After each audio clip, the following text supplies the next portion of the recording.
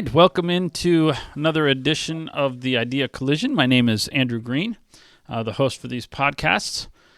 This is a new podcast where we are trying to explore kind of some of the different things that happen in society, be it philosophical or historical, scientific, various things that we're going to go through and look at how this affects us spiritually. And, you know, I believe that spiritually, and this doesn't make a difference if you are, you can be agnostic, you can be deeply, profoundly religious from any background. I think most people recognize that we are spiritual beings of some sort, and that this is really ends up being the most central part, the most core part of our makeup. So I think this is valuable depending on how you've found this podcast and what you're looking for specifically. I hope that you give this a little bit of a chance to kind of influence you and make you think a little bit differently. You know, our social interactions, our work, our entertainment, philosophy, science, discovery, all of these things interact with our spirituality. They're all a part of our makeup and a part of the priorities, things that our interests. So we're going to start, and what I want to do today is set up it's going to be a little bit longer. I thought about trying to divide this up into two, but I think it would actually be two very short segments. It's going to be a little bit longer, but I think it would also, we'd lose a little continuity if we do it that way. So what I want to do is go through a time period and look at kind of how we got to where we are today. We all know that we're influenced by other people, and I think in a moment in time we recognize that we're influenced by the people around us. Coworkers and college students that we're around, whatever age bracket you're in, you are influenced by those people. But we also recognize that in time we're influenced by the people that came before us in terms of, my parents or maybe teachers that I had, various things that I had. Even maybe on a national level, we are influenced by the politics of the day or by what we see and what we've been raised with in terms of ideals. But what we're going to do today is actually go back further in time, and this might challenge you. We're going to go back further in time and see that we are affected more deeply by things that and people that don't even were probably passed away before you were even born. We began last session with a verse from Solomon. We're going to actually return to Solomon, and he makes this statement in a book of wisdom. We kind of went from a verse that he concluded with. We're actually going to go kind of to one of his introductory statements, and he said, one generation passes away, another one arises. But there's nothing new under the sun, and what he's describing here is as he observes humanity, we cycle through the same things. Our technology changes, I suppose. The specific look of it, the terminology, all that's a little bit different. But we cycle through the same basic things, and we make some of the same basic mistakes over and over again. And this affects what it looks like and how we got here today. And we will add those mistakes or affect changes that have influenced other people. But I want to start in the late 1800s. Now, the reason I picked this, I could pick a different generation, but I think when we look at the world history, 1900-ish is where we divide the old world from the modern world. If you go prior to that, you're still kind of in this era of the horse and buggy. There's not really much difference in someone who lives in the 1600s from someone who lives in the mid 1800s. Their lifestyles are pretty much the same. But we get to 1900, and it is technology, and there's things being introduced that we didn't have really before. And this generation is called well, we call them maybe the World War I generation. They have a different nickname, which we'll get to in just a second, because it's how it develops. Well, they're born in the late 1800s, 1890s, and they grow up, and all of a sudden, some guy over in Europe is starting a big deal. This guy, or a couple of guys, I guess, are going to be the inspiration for virtually every mafia movie ever made, and they don't even know it. This is how interconnected we are. But we'll get to that in just a second. What happens is this guy, this Kaiser, and all these people, there's assassinations and things, and nations start jumping in on one side to, well, this is bad, and we've never had that happen to this extent before. I mean, there's been alliances before, but not to this degree. All of Europe is on one side or another. And eventually, they drag the United States into it. Now, we were hesitant. And this thing goes on for 4 years. And it's a war like no other. It's called the Great War. We know it as World War I, but at the time, there was no World War II, so there was no World War I.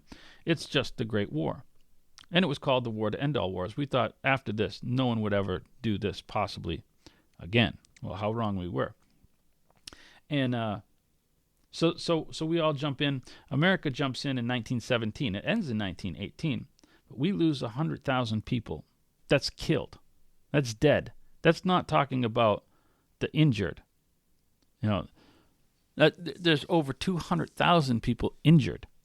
And that's not including the incredible, horrific things that they saw. They saw awful things. Now, trench warfare, we need to understand what trench warfare is. Trench warfare is where you're in two ditches facing each other, and you're a couple 100 yards apart, and you jump out of your ditch and chase them down and try to jump into their ditch and kill them, or chase, at least to chase them out of it and push them back. And they're trying to do the same thing to you, and you might, you probably get halfway across a lot of times, and they shoot you, and you guys go, okay, let's go back and try that again. Then they jump out and do that. And this is how you conquer a country. 100 yards by 100 yards. It's really kind of stupid. And it's horrific. Comparatively speaking, 100,000 people in a year, Vietnam is there was a lot of reaction to Vietnam. Vietnam, compared to what we saw in World War I or World War II even, is... Vietnam, comparatively, we lost 58,000 people, which is bad, but we lost that over 10 years. 100,000 in 1 year is, it makes Vietnam look like a hall fight in a all-Catholic school, in a white neighborhood. Yeah, the sweaters over the shoulders, and yeah, you can just kind of picture that. That's comparatively. I'm not saying Vietnam was anything, nice. I'm just saying to compare it. We can't imagine. This group of people comes home. There's a reason I say this. This group of people comes home. And randomly, a lot of people, when we go through history, and it's taught in history, we talk about this event and then there's this event right after, like they have nothing to do with each other. The next event, really, in American history is something called Prohibition, which was forbidding the sale of alcohol. Why did all of a sudden are we prohibiting the sale of alcohol? Well, people said, well, here's the abandonment of children. So it must be, it seems like it's really tied to this alcohol problem that we have. There's a major alcohol problem, and there was. But no one, because we didn't know about mental health then, no one really connected the two things together, World War I, or the Great War, and alcohol addiction. They were medicating themselves. That's what was going on. And so they came back with what we would call PTSD. They didn't know it. They were just, the world thought of war as cowboys and Indians, and okay, the cowboys won, and now you're supposed to come home and let's get back to normal. That's kind of the way we thought of it, and it left lasting repercussions. Now, the war probably needed to be fought, but that doesn't mean there's no consequences to it. And so these people couldn't cope. Now, a lot of them didn't come back. They were dead. So you have 100,000 families with no fathers. You have more families that are injured and have and then a lot, up to 2 million that saw horrific things. They don't want to talk about it. They don't want to communicate. They want to absorb themselves in their alcohol or other things. It wasn't just alcohol, but it was, this generation comes home and all of a sudden we have the Roaring 20s. This is where, the theater, vaudeville, and various things are on the rise. We have the rise of the economy, the Roaring 20s. And the economy is booming, and the stock market's going crazy, and there's investment, and there's prosperity, and people are looking at all these different things as avenues for escape from the horrors as they're trying to get back to normal. But amidst this all, there's this lasting repercussions. Well, they have kids. They raise these kids. And so these kids that they have go from having prosperity, at the same time having maybe things aren't so ideal at home. They're still raised religiously. It was a very religious, church-going generation. But what happens is that all of a sudden in 1929, the bottom falls out of the economy. Now, also they're being raised in crime, and with alcohol. Their parents are making alcohol in their back room, and they're breaking the law and doing that thing. And so there's all these different things happening, and this generation grows up, and all of a sudden, this generation went through a lot. Probably World War II generation, what we call the World War II generation, went through more than any other generation. We call it the greatest generation. I mean, they went through ups and downs of so much. They live with the victory of World War I. They didn't probably experience it or recognize it, but they knew about it. And then they have the horrific things happening at their home, lack of fathers, or at least absent fathers. They have now all of a sudden prosperity, but they have crime, the prohibition, and then they have prosperity, and then the fall of prosperity, and then all of a sudden we're fighting another war to end all wars. And so all of a sudden they label the Great War as World War I because now we have to do it all over again in the same stupid country. Well, they come home. Prohibition's over. That didn't work out good. So they can drink.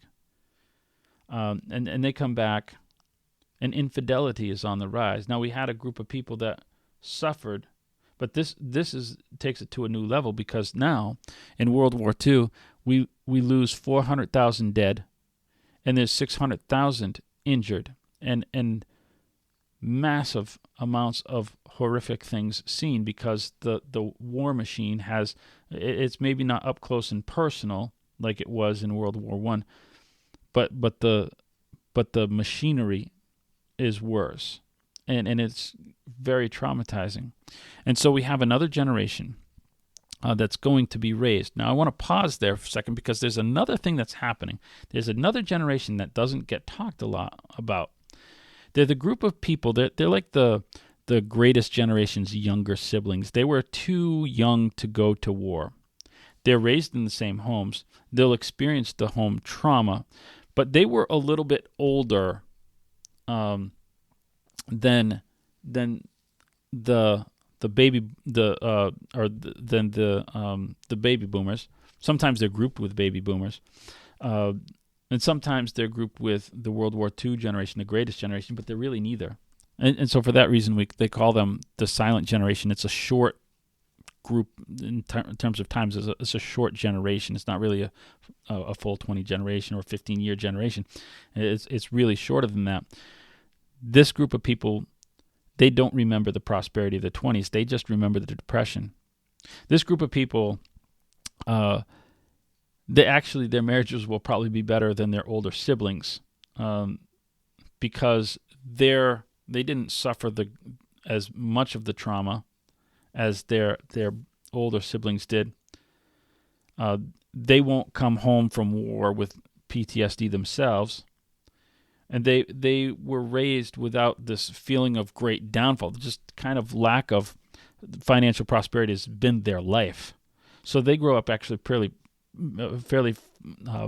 fiscally responsible.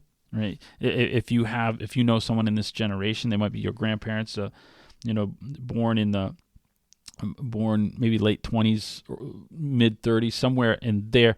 They probably save yogurt containers or things like that. They save stuff. They're very aware of making sure they have stuff.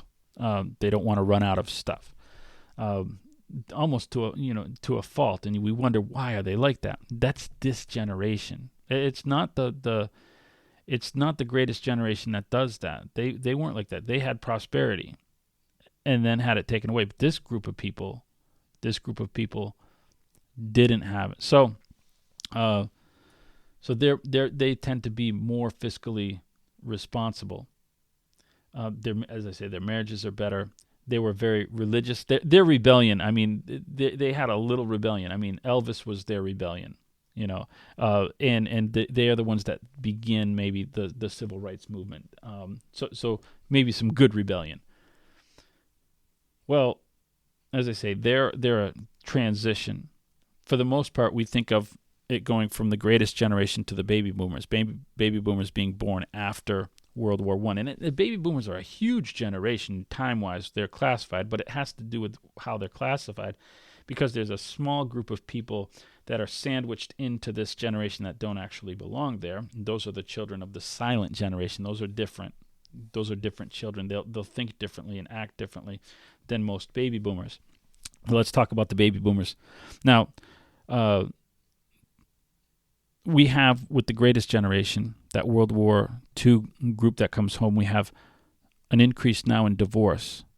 We have an increase in single-parent homes and so we have a lot more step-parent homes because of, maybe infidelity that happened, or maybe it's due to, just not being able to cope in a real world, like we said, the PTSD.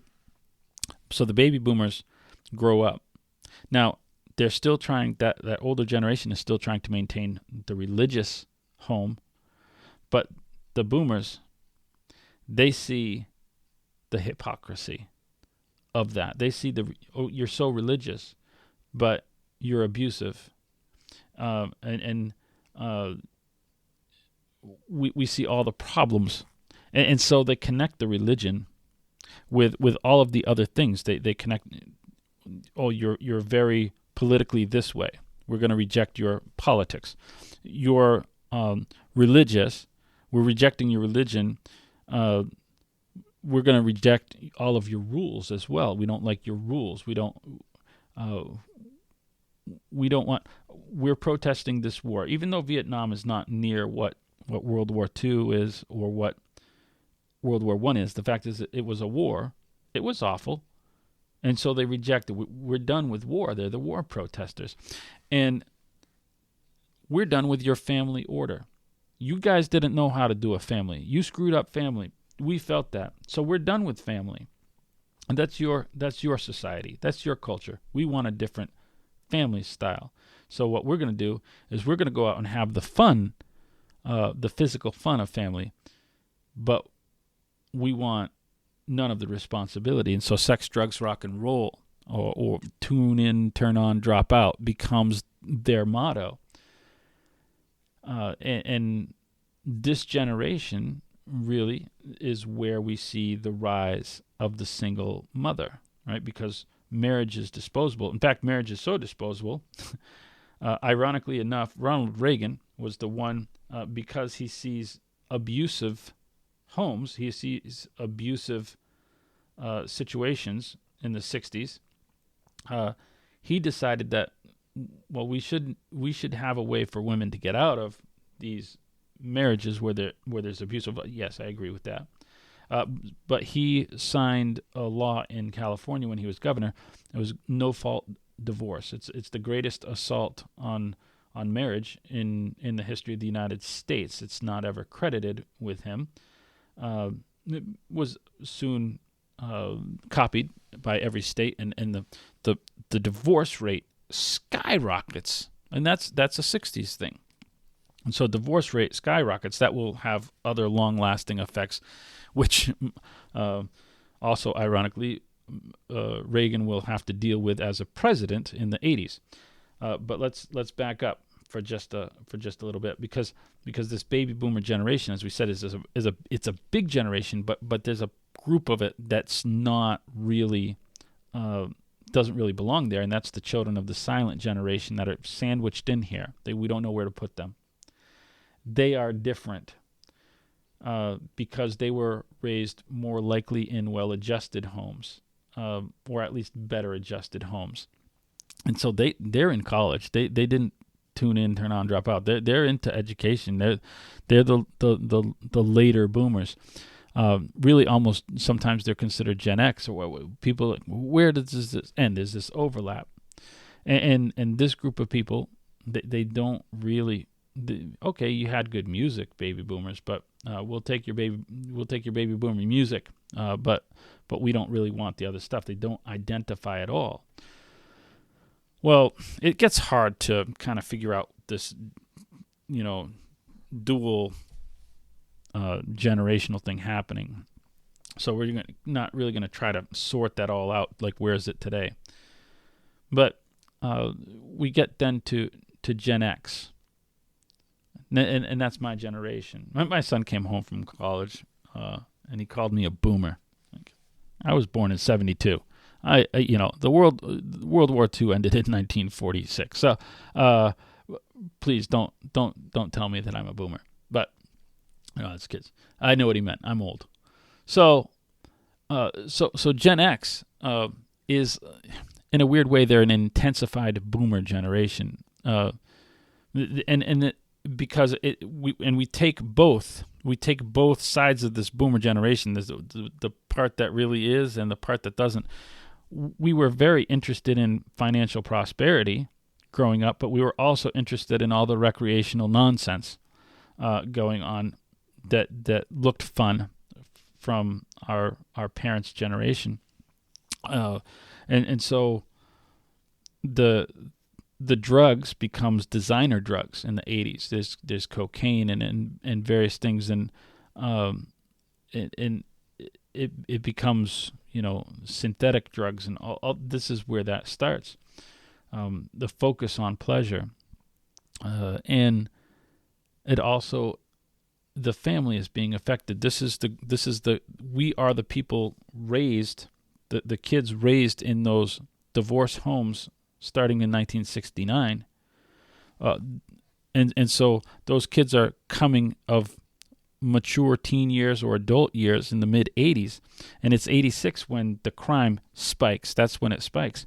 There's all this massive problems that we're dealing with as a society. Why? Because we were raised without parents, and what did we do? As we say, in some cases we rebelled against the baby boomers, and we were more fiscally responsible maybe, and we were interested in investments, and there's yuppies and there's malls and there's that. But we also said, well, we're going to one up the baby boomers, and we're going to focus on the fun. We're the microwave popcorn generation. We want things instantly, even more instantly than the baby boomers wanted it. So Gen Xers now introduce a new family dysfunction, and that is the teen mother. Now, for the first time, high schools have daycares. We're not even waiting to be irresponsible as adults. We're going to be irresponsible as kids. And so now you have kids raising kids, or grandkids being raised by grandparents in some situations. Which brings us really to the millennials. Millennials, we don't know where to fit them. They're probably, most of them are not really. People say, well, they're children of the baby boomers, or are they children of Gen X? Well, they're probably, a lot of them are raised by again, if they're teen kid, if their parents were teens, then they were Gen X parents. But they are also likely born to this group of people that were, not true baby boomers. Their grandparents are the silent generation, probably more likely than the greatest generation. But millennials, they're children of the internet. They're they come of age, say, as 9/11 happens. Their world is getting dangerous. They're being more aware of that stuff because social media, and they're going to rebel against the family order, but in a different way than ever before. Now, to them, marriage is completely optional. There's no need for marriage. I mean, you'll get somebody. You're gonna get married? No, we have 7 kids, but no, they don't actually have 7 kids. In fact, they don't have kids. That's their rebellion. Millennials don't have kids. If they do have kids, it's 1, maybe 2, and they wait until their 30s because their careers are so important and their education is so important. And so they're raising kids, a few of them, and they may get married later. But they do, the ones that are getting married are at least staying together longer. And the divorce rate is dropping. So in a way, there's positives associated with it, and we'll see how their kids, because their kids are, 10 and younger right now, they're what we would call Gen Alpha, which we have no idea what the trends are going to be. The last generation we're going to look at is Gen Z. And these are the kids born really almost exclusively to Gen X, my generation, and true Gen X, not that older group, but these are kids born with a computer chip. I think Gen Z is going to be a small transitional generation, much like the silent generation. They have some trends, but they're 26 now. But I think we'll end up looking at Gen Z being like a 8 to 12-year generation, a small transition between the millennials and the alphas. But they are more likely to be to suffer with emotional and mental disorders. And it's not because it's their fault. It's because they've had information thrown. They're raised with not just social media, but instantaneous social media. It's on their hip pocket. It's in their cell phones. It's all day. They don't get away from it. They're sensory overload. They don't know life, without a smartphone. And so much of their life is framed by their peers from a young age. It's very important to them what everybody thinks about them, because this is the world they were raised in. They've never been shielded from it by their parents.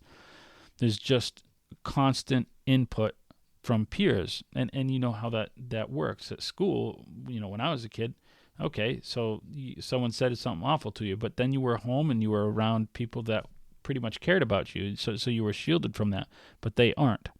There's also sensory overload from the constant video games and at your fingertips and not being able to put the thing down. I mean, you're in your car and there's someone texting somebody because it's constant.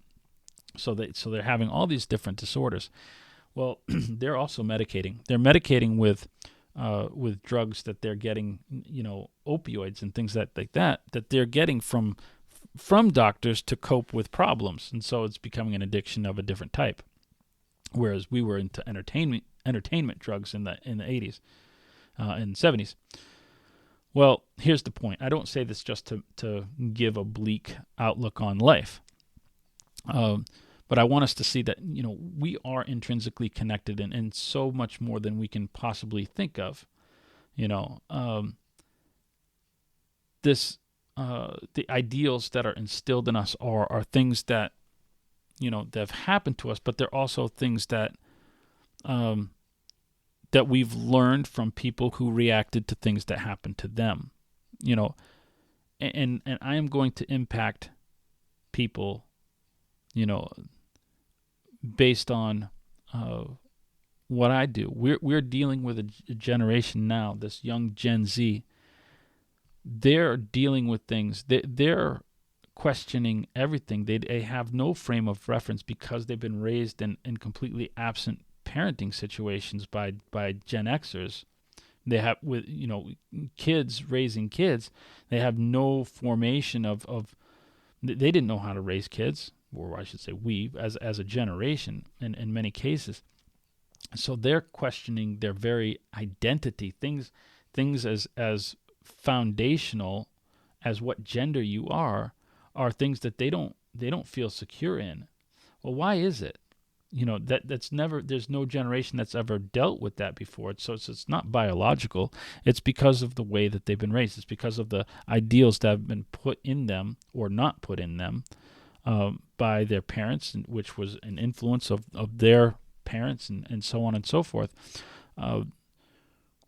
And so it's important for us not just to know where we come from, but to know where we're going. To know, I've still got kids at home. How am I going to input into them what they need to go out and be productive, and to not deal with all these things, limits on their technology, whatever it is, or shielding them from the constant negativity and criticisms and judgments that they get from peer groups. That there needs to be a limit on that. And the statement. There's a statement, another Bible statement. John, who is Jesus' cousin, comes and preaches, and it says that his purpose, he had a purpose, which was, multiple purposes, but one of them was to turn the hearts of the fathers back to the children, and the hearts of the children back to the fathers. And it's interesting. He doesn't say, turn the hearts of the mothers back to the children. He didn't have to do that. Mothers are always saddled with raising their kids, and I'm not saying that every mother is a perfect mother, but when we look at our society, we see a society much like that society 2,000 years ago. It's nothing new under the sun, as we said. It's just it cycles differently, looks different, but it's still the same thing. We see that fathers absent from a society damage the society, and that's what's going on right now. And so it's up to us to try to reverse that trend as men, especially if you're watching this. But and some people was like, well, I'm not in a situation where I can affect this. Listen, I was raised by a single mom. I did fortunately have a church where men stepped in and taught me kind of what it meant to be a man, because I didn't have a father to do that. We can always do things as a society, and especially as men in this society, if you're watching or listening. And so that's kind of where I wanted to try to rebel against the negative aspects of society and do something positive. If you are listening or watching this, however you get this, if you find this intriguing at all, if there's more that you would like to learn, I then subscribe to the podcast. Maybe go back and look at the first podcast that we did. It kind of sets up the scene. And if you're listening to this on the audio, a lot of the links that I'll give you are listed there. There's sometimes spellings or things like that. But you go to the Waukesha Church of Christ YouTube channel, and in any of the videos that we post, there will be the links for what I'm gonna what I kind of broadcast or try to advertise. So if you do struggle with some of these types, or you have a child, or you have a younger brother, or you personally, if you struggle with emotional health, I'm always available to talk. I'm not a licensed professional, but I'll do what I can, and I certainly am available to listen and try to point. I do volunteer at a thing called Healing Hearts, which is a grief support ministry. We deal with a lot of these types of things. And there's probably, if you're not in the area, there's probably one much like it in your area. but dealing with kids who are being raised by grandparents, or dealing with kids who have lost a parent and are going through some of this stuff. I encourage you to check that out and share this link, the links to this, if you kind of know somebody that could use some help, and maybe would like to listen to something on their own, instead of some of the drivel that's out there. Tried to give something meaningful to people throughout the day. So thank you for listening. I hope you go out and kind of have a different day and have a different outlook on your life, knowing kind of where you come from and in terms of history and in terms of the people that have influenced you, but also go out there with a determination to try to be a positive influence in the people around you.